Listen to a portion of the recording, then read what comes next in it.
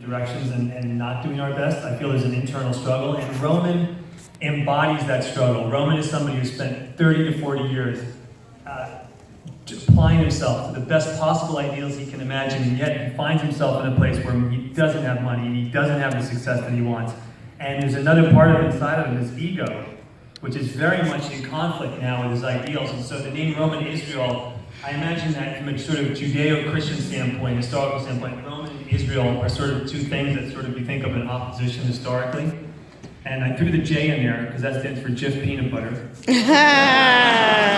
And the Esquire was there because I'm fascinated by people who put Esquire in their names. I think it's really interesting. If somebody out there, anybody out there have an Esquire at the end of their name? Here we go. Way to go, I love it. It's a title of respect. Above gentlemen, below knight. Proud of yourself. So this film premiered in Toronto as a late edition, and then after Toronto you did some additional changes to it. Can you talk about the process? Yeah, we finished the film on a Thursday, and 36 hours later we were showing it in 1,200 seats at the Toronto Film Festival. And we loved the film. We loved Denzel, and I loved the film going in, but we realized after watching the film with an audience that we could pull away from the character and go more into plot. So the film in Toronto was almost 13 minutes longer than this film, and there were scenes that were different, that had moved around a little bit, and some of the music cues were different. And we just realized that a little Denzel at different times was enough to convey what we needed to convey. We did not have to linger and stay on it. And so we had the time and the inclination, and Denzel and I went in for 3 weeks, the day after Toronto, and recut the film. And it's not the first time it's been done. Wind River did it, a movie that came out, they played at Cannes, and then Inglourious Basterds did it after they played at Cannes. They went and recut it. And movies are forever. Denzel and I feel like movies are forever, so I'm not going to let one screen in Toronto decide how the movie plays. We had the time to do it, so we thought it was important. Excellent. Why don't we throw it out to the audience? Any questions out there? Go ahead. What were some of the changes you made from Toronto to what we just saw? Right. So what were some of the changes that we made? There were scenes that just suddenly didn't have that they didn't. So after Roman gets the phone call at the beginning, she goes, "Oh, you got fined for contempt." I can always count on you to say the worst possible thing. Instead of going to his apartment, there was a scene where he went to the hospital and you saw William Henry Jackson in the hospital for several minutes, and you got the sense of an emotional connection between them.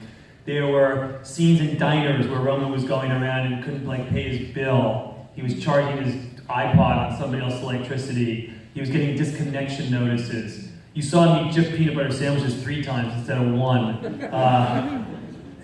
One was probably enough. But there was 13 minutes of stuff like that. And there was a couple of scenes that were important. There was one scene with the kid where he says he's going to do pro bono work with the kid.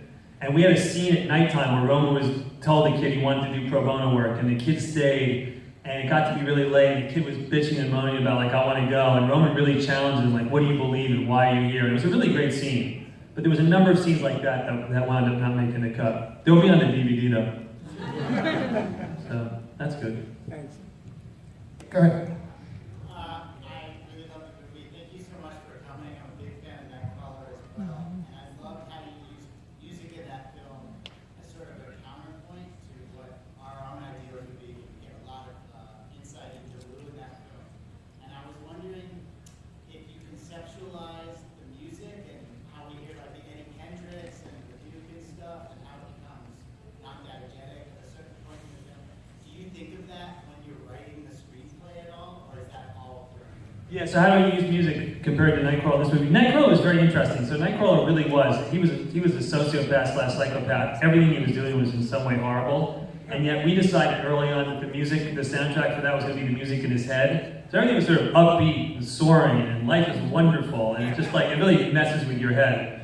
This doesn't have that. Denzel had a big part to do with the music. Denzel was my collaborator on this film. He was my creative partner in this film. And you have to understand, Denzel is obsessed with music.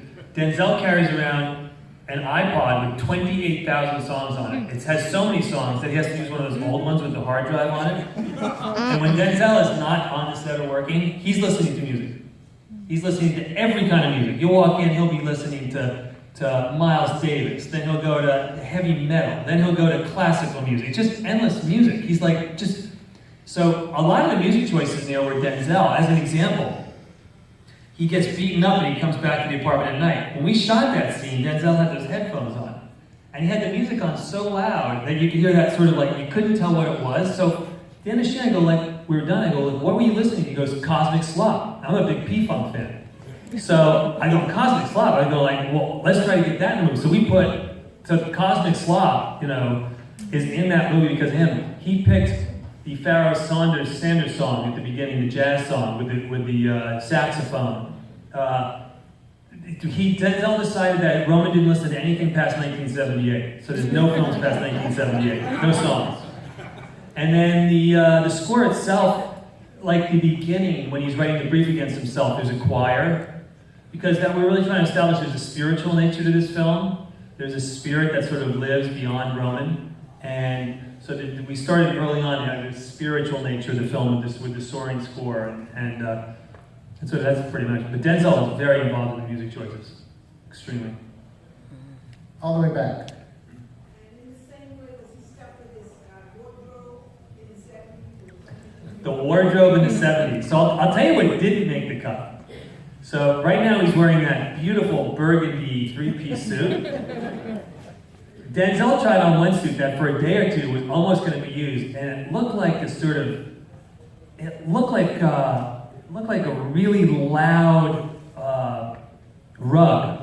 It was sort of like big, bold, like oranges and greens, and it looks like something was made out of carpet. And he tried on it for a day. He's going, I think that's the suit. I'm going man, I don't know. That's a really loud suit. So we showed him the burgundy suit, and he fell in love with the burgundy suit. And then at the beach, he came up with the dashiki, which I loved. And he wore it in the water, which was even more brilliant. But before, when he was going to the activist meeting, he put on that great black turtleneck with the sports coat. But there was a time that he was trying on clothes, and he had a full dashiki thing, the dashiki top and bottom with the hat and a staff. And that was there for a while, and we were experimenting with that. Denzel was really playing with a lot of different ideas and deciding which one of those looks sort of he felt good about. He's so invested in the character. He really created that character. I wrote the character. He totally created that character. He's been months and months he spent on that character, researching, coming up with the clothes, the afro. I tell you, we had some investors who started to get concerned early on, not investors, people involved in the film. They're going when they got a phone call, they were looking at the screen test and they go, God, man, he's got the afro and the glasses and the clothes. It just seems like all of it might be too much. And I go, it's all gonna be good. I hang up the phone, I go downstairs, and Denzel smiles. He goes, look, I ground out my teeth. I was all right. But he was born that way. Denzel was born with a gap in his teeth. I think there was another film that he actually did that for, but I can't remember which one it was for. But he has a natural gap in his teeth. I think it looks cool. I think it's a good look.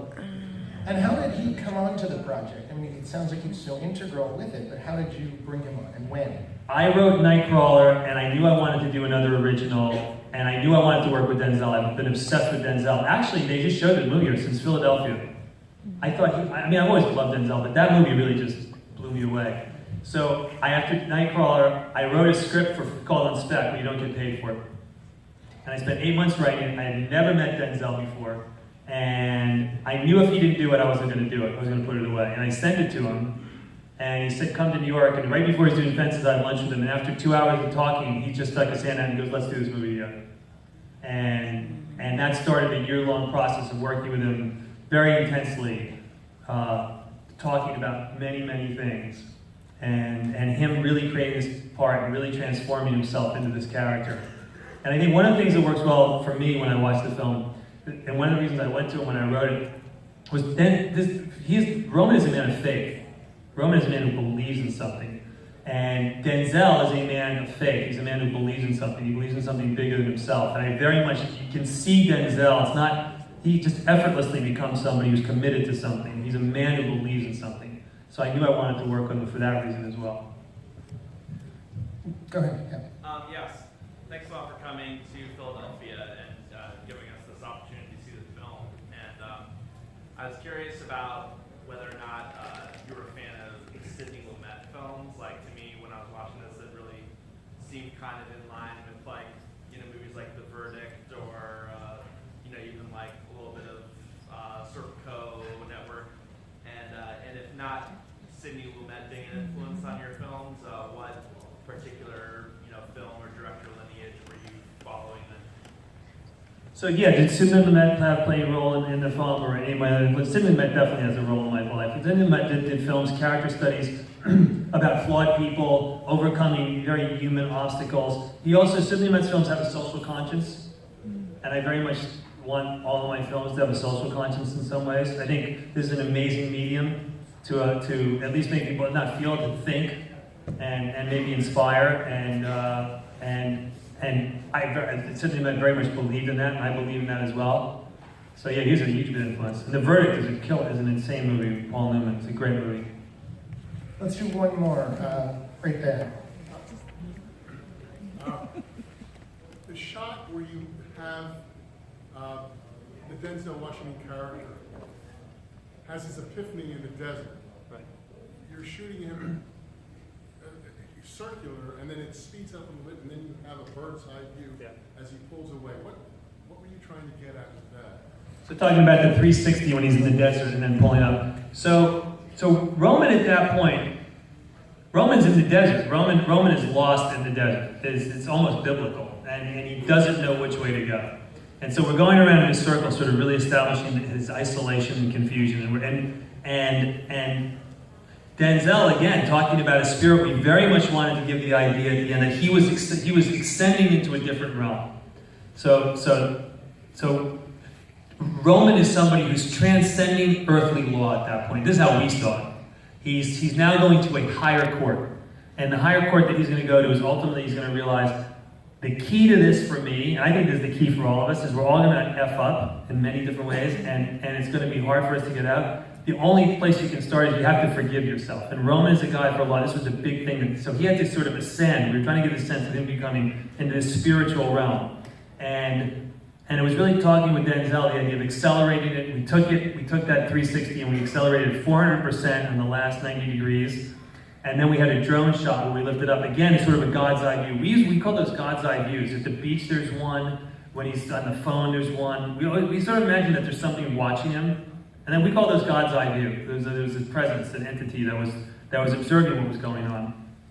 And again, it's to get to a place, a spiritual place, a place that he can now say to himself, the only way out of this is for me to forgive myself. And because it's built in, he suddenly realizes that the yardstick that he's holding himself to, he can't hold himself to it anymore, and it was doomed to failure, and he's going to forgive himself for this. And that allows him then to become, see, the way we looked at the movie at the beginning also was just, I believe this in Denzel, just because the body dies doesn't mean the spirit dies. So we always knew there was going to be that delineation in the film, that he was going to be killed, but his spirit was going to live on. So we very much see this as a spiritual film. I mean, spiritual in the sense that somebody believes in something larger than themselves is going to live on after they're gone. And that 360 sort of started to take us there.